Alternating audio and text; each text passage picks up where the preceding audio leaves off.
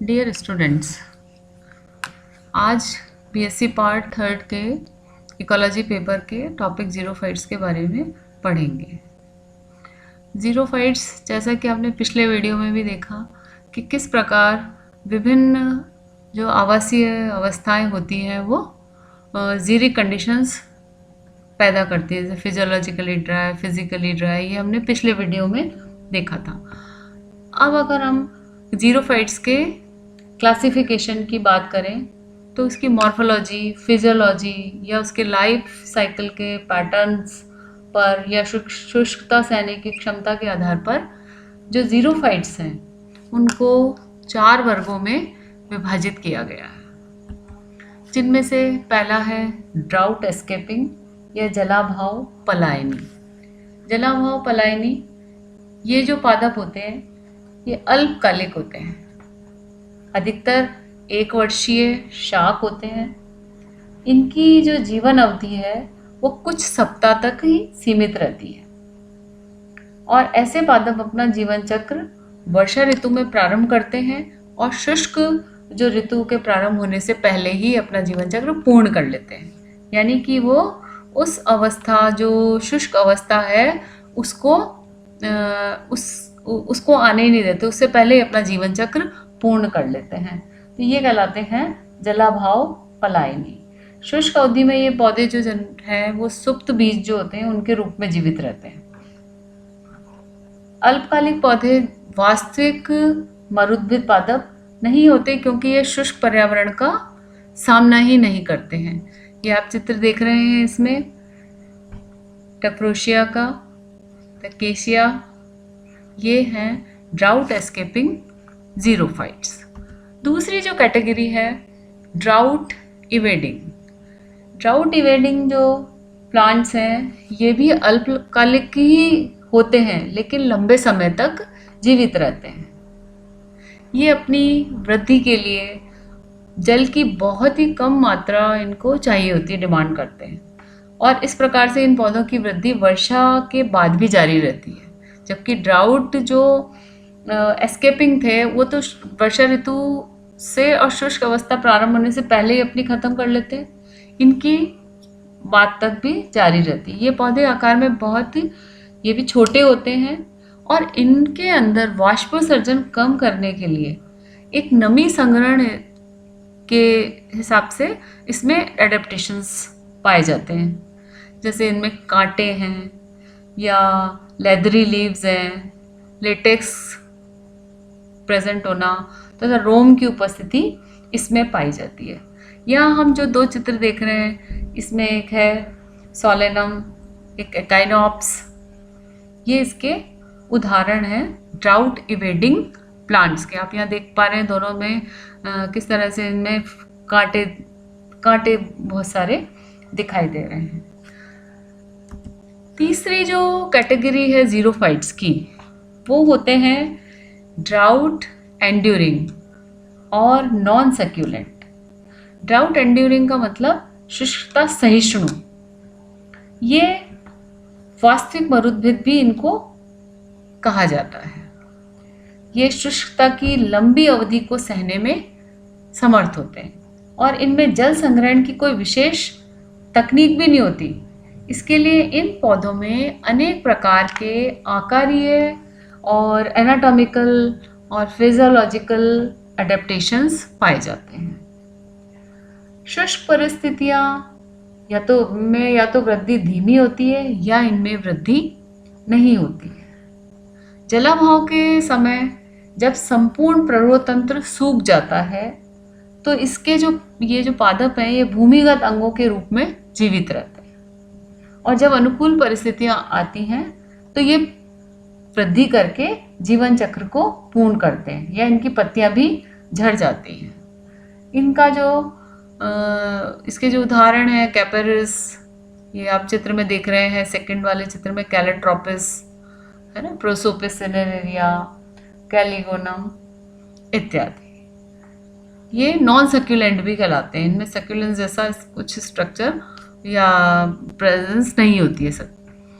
चौथा जो टाइप है दैट इज ड्राउट रेजिस्टेंट और सक्यूलेंट्स। शुष्कता रोधी पौधे। मांसल पौधे ये अधिकतर बहुवर्षीय होते हैं और शुष्क क्षेत्रों में, विशेष करके जहाँ सैंडी सॉइल्स होती है, रेतीली भूमि होती है, वहां पर पाए जाते हैं। इन पौधों में पतली भित्ति की पैरेन्काइमा कोशिकाओं से बने हुए वाटर स्टोरेज ऑर्गन्स पाए जाते हैं और इनमें रिक्तिकाओं की उपस्थिति होती है। इंटरसेलुलर स्पेसेस बहुत कम होते हैं और कोशिकाएं वर्षा काल में जल अवशोषित कर बड़ी वैक्यूल्स के अंदर इस जल को संग्रहित रखती हैं। पेंटोसन्स म्यूसिलेज भी पाए जाते हैं और म्यूसिलेज की वाटर होल्डिंग जो कैपेसिटी है वो बहुत ही ज़्यादा होती है।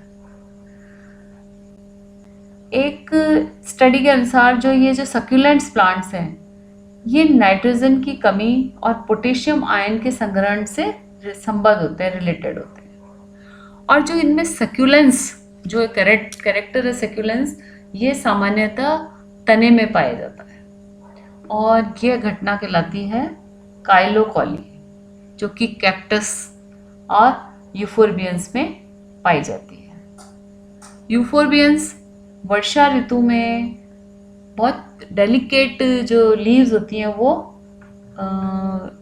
उत्पन्न करते हैं और इस अवधि में बाष्पोत्सर्जन की दर बहुत उच्च होती है और कैक्टस में पत्तियां छोटी होती हैं और कई बार जो स्टिप्यूल्स हैं वो कांटों में परिवर्तित हो जाते हैं। तो जो स्तंभ है वो हरे तथा प्रकाश संश्लेषण करने में सक्षम होते हैं। तो पत्ती की बजाय जो तना है वो इसमें फोटोसिंथेसिस करते हैं।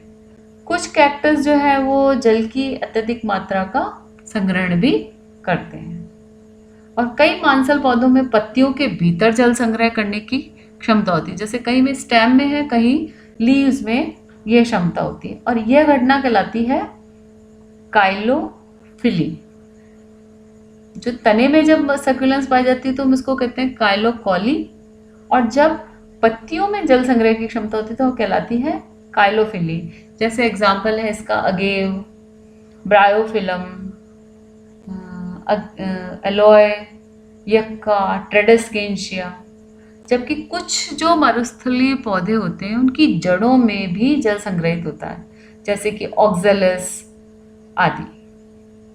और अधिकतर जो सक्यूलेंट्स प्लांट्स हैं इनकी वृद्धि की दर काफ़ी धीमी होती है।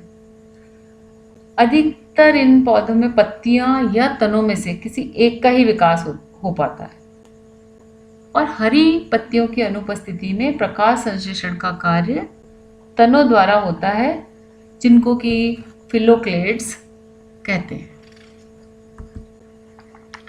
अब अगर हम इनके आकारीय लक्षण के बारे में बात करें कि जीरोफाइट्स में क्या इस तरह के मॉर्फोलॉजिकल कैरेक्टर्स हैं जो और पौधों से अलग हैं, केवल इनके लिए ही विशेषताएं हैं।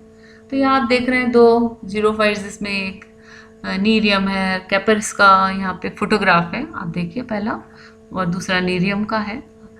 अब हम इनके आकारीय लक्षणों की बात करें तो इनमें सबसे इम्पॉर्टेंट जो है वो है विकसित मूल तंत्र। इन पौधों की जो जड़ें हैं भूमि में काफ़ी गहराई तक प्रविष्ट हो जाती हैं और ये जड़ें परमानेंट वाटर लेवल तक पहुंच सकती हैं और ऐसे पौधे जल का अत्यधिक सरलता से उपयोग करते हैं और इनको कहते हैं फ्रियोफाइट्स। ठीक है। इसके विपरीत कुछ जो बहुवर्षीय मरुद्भिद जो होते हैं उनकी जड़ें कई बार शैलो भी रह जाती हैं। दूसरा जो एक और आकारिक के लक्षण है रूट इलोंगेशन। वास्तविक जो मरुद्भिद हैं उनके यंग सीडलिंग्स में जड़ों के दीर्घन इलोंगेशन की क्षमता बहुत अधिक होती है और जैसा आप जानते हैं कि जब रूट इलोंगेशन अगर बहुत तेज़ी से होगा तो उतना ही मजबूत और लंबा एक रूट सिस्टम बनेगा। तीसरा जो कैरेक्टर रूट हेयर से संबंधित है, root hair zone root tip से काफ़ी पीछे स्थित होता है और मूल रोम लंबे समय तक जीवित रहते हैं और कई बार तो ये लिग्निफाइड हो जाते हैं और चिर स्थायी हो जाते हैं। चौथा जो कैरेक्टर है हाइग्रोस्कोपिक ऑर्गन्स। कुछ प्लांट्स के राइजोम में, जैसे स्टाइपा के राइजोम में जल अवशोषण के लिए कुछ स्पेशल एपिडर्मल सेल्स पाई जाती हैं। टैमरिक्स में ये जो लीव्स होती हैं ये हाइग्रोस्कोपिक स्ट्रक्चर में रूपांतरित हो जाती हैं।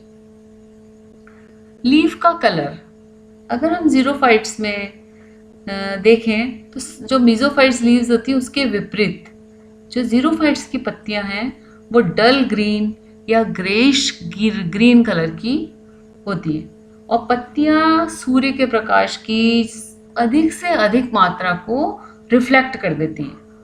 रिफ्लेक्ट करने से उनका जो एब्जॉर्प्शन है वो मिनिमम हो जाता है और इस मिनिमाइज करने के पीछे यही होता है कि उसमें ट्रांसपिरेशन कम हो या हीटिंग कम हो। तीसरा, इसके बाद जो एक और आकारिकी लक्षण है लीफ ओरिएंटेशन। कुछ मरुद्भुज जो हैं उनकी पत्तियां स्थायी रूप से ऊर्ध्व दिशा में व्यवस्थित होती है, वर्टिकली रहती है ओरिएंटेड। तो वर्टिकली ओरिएंटेशन से इस अवस्था में पत्तियों पर न्यूनतम प्रकाश पड़ता है। जैसे आप अगर दूसरे चित्र में देखें, नीरियम की पत्ती सीधी खड़ी हुई है तो धूप जो है उन पर कम आएगी। यूकेलिप्टस की हैं पत्तियां, नीरियम की हैं, ये इसके एग्जाम्पल। नेक्स्ट जो कैरेक्टर है फोल्डिंग ऑफ लीव्स। कुछ मरुद्भिदों की पत्तियां या उनके लीफलेट्स दिन में गर्म समय जब होता है तो वो उस समय मुड़ जाते हैं ताकि क्या वाष्पोत्सर्जन द्वारा जल की हानि नहीं हो। जैसे लेग्यूम्स हैं, इनकी जो पत्तियां हैं वो ऊपर की ओर मुड़ जाती हैं, जबकि कुछ और प्लांट हैं जिनमें पत्तियां नीचे की ओर मुड़ जाती हैं। एग्रोपायरोन, एमोफिला, इनकी पत्तियां लंबाई में मुड़कर गोल हो जाती हैं, रोल हो जाती हैं मतलब, और इन्हें एरिकॉइड लीव्स भी कहते हैं। तीसरा नहीं, उसके बाद माइक्रोफिली। जो ट्रू ज़ीरोफाइट्स हैं या तो उनकी पत्तियां छोटी होती हैं या उनके जो पत्तियां होती हैं वो कंपाउंड लीव्स होती हैं, तो यानी छोटे छोटे लीफलेट्स होते हैं। जैसे एग्जांपल है इसका अकेशिया। तो छोटे जो लीफ ब्लेड पर वेन्स की संख्या अधिक होती है, इस कारण जो पत्ती का हर भाग है वो जल स्रोत के निकट होता है और नेक्रोसिस की घटना भी नहीं होती। और पत्तियों का आकार छोटा होने से सूर्य के तीव्र प्रकाश में भी उनमें ओवरहीटिंग नहीं होती है। ये कुछ मॉर्फोलॉजिकल कैरेक्टर्स थे और थोड़े आगे भी हैं। कुछ आकारिकी लक्षण जो हमें ज़ीरोफाइट्स में देखने को मिलते हैं, जैसे स्क्लेरोफिली। जब पत्तियां मोटी लेदरी हो जाएं तो जितनी लेदरी लीव्स होंगी उनके मुरझाने की जो विल्टिंग जो होगी उनमें भी वो भी कम होगी। और मैकेनिकल टिश्यूज़ की उपस्थिति से, लेदरी टेक्सचर उनका मैकेनिकल टिश्यूज से आता है, तो वो इन यांत्रिक ऊतकों की उपस्थिति से उनमें नेक्रोसिस की संभावनाएं भी कम हो जाती हैं, जैसे कैलेट्रोपिस या बरगद की पत्तियां। दूसरा है ट्राइकोफिली। ट्राइकोफिली यानी कि जब पौधों की पत्तियां रोम के गुच्छों से ढकी होती हैं, जैसे कि एरवा, निफेलियम। रोम जो है वो पौधे तने के तरुण भाग पर भी पाए जाते हैं, जिसके कारण रोम जब होते हैं तो पत्ती की सतह पर या तने की सतह पर उनमें परावर्तन बढ़ जाता है। इसके बाद है ट्राइकोफिली, फिर ड्राउट डेसिडुअस लीव्स। इन पौधों की जो पत्तियां होती हैं केवल वर्षा काल में लगी रहती हैं और जैसे ही सूखा आरंभ होता है ये गिर जाती हैं। इनका एग्जाम्पल है कैपरिस डेसिडुआ। फिलोड्स। अकेशिया की कई जातियों में पर्णफलक, जैसे मेलानोजाइनोन में पर्णफलक अनुपस्थित होता है, तो जो पत्ती का व्रंत है वो चपटा होकर फोटोसिंथेसिस का कार्य करता है। और फिलोड्स के वर्टिकल ओरिएंटेशन और स्टोमेटा की कम संख्या के कारण प्रकाश संश्लेषण अधिक और वाष्पोत्सर्जन कम मात्रा में हो जाता है। स्टिबुलर स्पाइन्स, ये भी एक आकारीय लक्षण है जीरोफाइट्स का। जैसे जिजीफस में, अकेशिया में, इनमें स्टिप्यूल्स जो हैं वो कांटों में रूपांतरित हो जाते हैं। और कांटों की उपस्थिति होने से क्या होता है, पौधे और जानवर इनको खा नहीं पाते हैं, उनसे बच जाते हैं और वाष्पोत्सर्जन भी कम होता है। थॉर्न्स एंड स्पाइन्स, मरुद्भिदों की पत्तियां तथा तने या तो कांटों में रूपांतरित हो जाते हैं या फिर कांटों से ढके रहते हैं। यूलेक्स आदि में तने तथा पत्तियां कठोर नुकीली संरचनाओं में परिवर्तित हो जाती हैं, जो कि अगर हार्ड है थॉर्न्स कहलाते हैं और नुकीली है तो उनको हम स्पाइन्स कहते हैं, कंट कहते हैं। इस कारण पौधों की जानवरों से सुरक्षा तो होती है, ट्रांसपिरेशन भी कम हो जाता है। स्क्लेरोकोली, कुछ मरुद्भिदों के जो तने हैं वो ठोस, शुष्क और हार्ड होते हैं, जैसे कैपेरिस, एफिड्रा। ये अधिकतर तो हरे रंग के होते हैं, लेकिन इन पे रिजेस और ब्रूज पाए जाते हैं और रिजेस के कारण सूर्य के प्रकाश से बचा जाता है। अंडरग्राउंड स्टेम, जैसे सेकेरम आदि जो जीरोफाइट्स हैं, इनमें तने भूमिगत होते हैं और जो एरियल ब्रांचेस हैं या लीव्स हैं केवल अनुकूल परिस्थितियों में ही बाहर निकलती है। अगर सूखा पड़ जाए तो ये पत्तियां मर जाती हैं। तो ये भी इनमें एक अपने आप को इन्होंने इन परिस्थितियों से मुकाबला करने के लिए अपने आप में अनुकूलन ला रखा है। एक और लक्षण है जैसे लेटेक्स, रेजिन या गम्स की उपस्थिति। ये जो पौधे हैं भीतर जल को संग्रहित करते हैं, इनमें कुछ टॉक्सिक पदार्थ भी होते हैं जो जानवरों से पौधों की रक्षा करते हैं। रेजिन्स और गम की सहायता से पौधों की दरारें और घावों को भरने में मदद मिलती है। तो इस प्रकार आपने देखा कि ये कुछ आकारीय लक्षण हैं जो कि जीरोफाइट्स में मिलते हैं और वो अपने आप को उन शुष्क परिस्थितियों के अनुकूल अपने आप को बनाए रखने में सफल हो जाते हैं इन्हीं कैरेक्टर्स के द्वारा। अब कुछ इनके एनाटॉमिकल कैरेक्टर्स के बारे में पढ़ें कि ये बाहरी तौर पे तो अपने आप में परिवर्तन लाते ही हैं, साथ में इनके अंदर इनर जो स्ट्रक्चर है, सेलुलर स्ट्रक्चर, इनमें क्या क्या चेंजेस आते हैं या किस तरह से अपने आप को अडेप्ट करते हैं। तो इसमें सबसे पहले आप देख रहे हैं कि एक चित्र है नीरियम लीफ की पत्ती का अनुप्रस्थ काट है। इसमें आप देख सकते हैं कौन कौन से पार्ट हैं, क्यूटिकल, एपिडर्मिस, पैरेन्काइमा, किस तरह के स्टोमेटा हैं, ये सब जीरोफिटिक कैरेक्टर इसमें शो कर रहे हैं जो कि हम अभी आगे पढ़ेंगे। तो सबसे पहला जो देख रहे हैं आप क्यूटिकल, पत्तियों और इनकी शाखाओं की जो एपिडर्मल सेल्स हैं इनके ऊपर एक मोटी परत हो जाती है जिसे कि हम क्यूटिकल या उपत्वचा कहते हैं। तो ये उपत्वचा वाष्पोत्सर्जन में कमी करती है, साथ ही पत्तियों को मैकेनिकल स्ट्रेंथ भी देती है ताकि ये तेज हवा में मुड़ न जाए। दूसरी जो कोटिंग होती है इनमें वैक्स की होती है।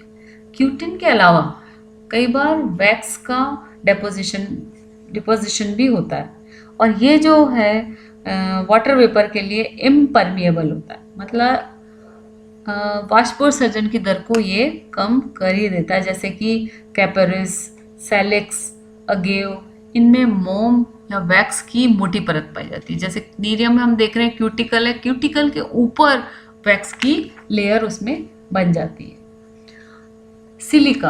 सिलिका ये कई सारी जो ग्रासेस हैं उनकी सरफेस सेल पर पाई जाती है और सिलिका की उपस्थिति से क्या होगा, नेचुरली सैंड है तो पौधा जो है उसकी सतह रफ हो जाती है, खुरदरी हो जाती है, लेकिन यही खुरदरापन सौर विकिरणों को परिवर्तित करके पौधों को बचाता है।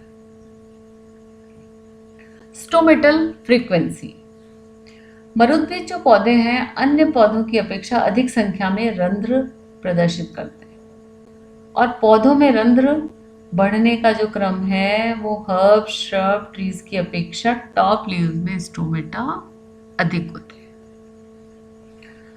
नेक्स्ट जो कैरेक्टर है वो है पोजीशन ऑफ स्टोमेटा। कुछ ग्रासेस को हम छोड़ दें तो स्टोमेटा पत्तियों की निचली सतह पर पाए जाते हैं। आप देख रहे हैं इसमें नीरियम में भी ऊपर की पे हमें नहीं दिखाई दे रहे हैं, और नीचे की जो एपिडर्मिस है उस पर लोअर सरफेस पर है, और सामान्यतः कैसे हैं ये संकन, मतलब पिट्स या डिप्रेशन में पाए जाते हैं। बिल्कुल सीधी तरह से एपिडर्मिस की जो कोशिकाएं हैं या स्टोमेटा की, ये डायरेक्टली एनवायरनमेंट को एक्सपोज नहीं होती हैं। आप देख रहे हैं पिट में या एक रूम में ये हमें नीचे की तरफ हेयर दिखाई दे रहे हैं या स्टोमेटा दिख रहा है, बहुत स्मॉल ओपनिंग है। तो इस तरह से भी ये अपने पानी के लॉस को बचाते हैं। मोटर सेल्स जो है वो डेजर्ट ग्रासेस में ऊपर एपिडर्मिस जो होती है वहाँ पर कुछ रंगीन कोशिकाएं होती हैं, कलरलेस थिन वॉल्ड कोशिकाएं होती हैं। इनको बुलीफॉर्म या मोटर सेल्स कहा जाता है। क्या होता है जब ड्राई पीरियड होता है तो ये कोशिकाएं अपना पानी छोड़ देती हैं और क्या हो जाती है, संकुचित हो जाती है, फ्लैसिड हो जाती है, और इसके कारण पत्तियां गोल होकर मुड़ जाती हैं। जब पत्तियों में पानी भरा रहता है तो कैसी रहती है, वो टर्जिड रहती है, लेकिन जब लगता है कि पौधे को पानी की ज़्यादा ज़रूरत है तो ये अपना पानी निकाल देती हैं और ये तो हो जाती हैं फ्लैसिड, संकुचित हो जाती हैं, और इसके कारण पत्तियां ये गोल हो जाती हैं। और फिर जब ह्यूमिड कंडीशंस हो या वाटर की अवेलेबिलिटी हो तो ये पुनः वापस जल ग्रहण कर लेती है और वापस से टर्जिड अवस्था में या सामान्य अवस्था में आ जाती हैं। तो ये मोटर सेल्स होती हैं। हाइपोडर्मिस, अनेक जो मरुद्भिद हैं उनके नीचे एक या अधिक स्तरों की हाइपोडर्मिस होती है, जो कि बहुत ज़्यादा अगर रेडिएशन है तो उसके अगेंस्ट एक शील्ड का कार्य करती है, जैसे फाइकस, नीरियम, कैलोट्रोपिस। तो आप देखेंगे कि ये जो है हाइपोडर्मिस एक दृढ़ ऊतक की बनी हुई होती है। अब हम पैलिसेड पैरेन्काइमा की बात करें तो अधिकतर जो जीरोफाइट्स हैं इनमें पैलिसेड पैरेन्काइमा सुविकसित होता है और ऊपर और निचली दोनों सतहों पर ये लेयर्ड होता है, टायर्स में होता है, जैसे आप नीरियम में भी देख रहे हैं, ऊपर भी है और नीचे भी हमको पैलिसेड पैरेन्काइमा दिखाई दे रहा है। जबकि कुछ जैसे प्लांट्स हैं ग्रेगिया, इनमें पूरा ही मेसोफिल जो टिश्यू है वो पैलिसेड पैरेन्काइमा का बना होता है। अब हम पढ़ेंगे फिजियोलॉजिकल कैरेक्टर्स या फिजियोलॉजिकल एडेप्टेशंस जो कि जीरोफाइट्स अपने आप में ले आते हैं। कुछ कार्य की जो लक्षण है उनमें से पहला है ट्रांसपिरेशन रेट। मरुद्भिद में पत्तियों से होने वाले प्रति इकाई क्षेत्रफल में ट्रांसपिरेशन की जो रेट है वो जो दूसरे जो प्लांट्स हैं मीजोफाइट्स उनकी अपेक्षा अधिक होती है जीरोफाइट्स में। लेकिन पिछले जो कुछ वर्षों में साइंटिस्ट ने ये बताया कि मीजोफाइट्स की अपेक्षा जीरोफाइट्स में स्टोमेटल और क्यूटिकुलर रेजिस्टेंस जो है वो अधिक होता है। तो इसका मतलब क्या हुआ कि जीरोफाइट्स ट्रांसपिरेशन की रेट को स्टोमेटा खुले होने के बावजूद कम कर लेते हैं। स्टोमेटा होते हैं, खुले भी रहते हैं, लेकिन फिर भी ये अपने रेजिस्टेंस पावर इनमें ज़्यादा होती है, तो ये इसके बावजूद भी कम कर लेते हैं। दूसरा जो लक्षण है ड्राउट रेजिस्टेंस, ये वो लक्षण है जिसके कारण पौधे शुष्क वातावरण में रहकर भी सामान्य रूप से वृद्धि या प्रजनन करते हैं, और जो नॉन सैक्युलेंट पेरेनियल्स हैं वो ड्राउट रेजिस्टेंट होते हैं। विल्टिंग, जीरोफाइट्स जो है वो अत्यधिक जब वाटर लॉस होता है, एक्सेसिव जब वाटर लॉस होता है, मतलब 50% से भी ज़्यादा हो जाता है, उस होने पर ही मुरझाते हैं जो समुद्भिद, जबकि मरुद्भिद में ये लक्षण अल्प हानि होने पर ही उत्पन्न हो जाता है। प्रोटोप्लाज्म, जो ट्रू ज़ीरोफाइट्स का जो जीव द्रव्य है, निम्न लो विस्कोसिटी, हाई परमेबिलिटी प्रदर्शित करता है और इसमें बाउंड वाटर की मात्रा उच्च होती है। ऑस्मोटिक प्रेशर, ये है ऑस्मोटिक जो प्रेशर है ये ज़ीरोफाइट्स में अत्यधिक उच्च होता है।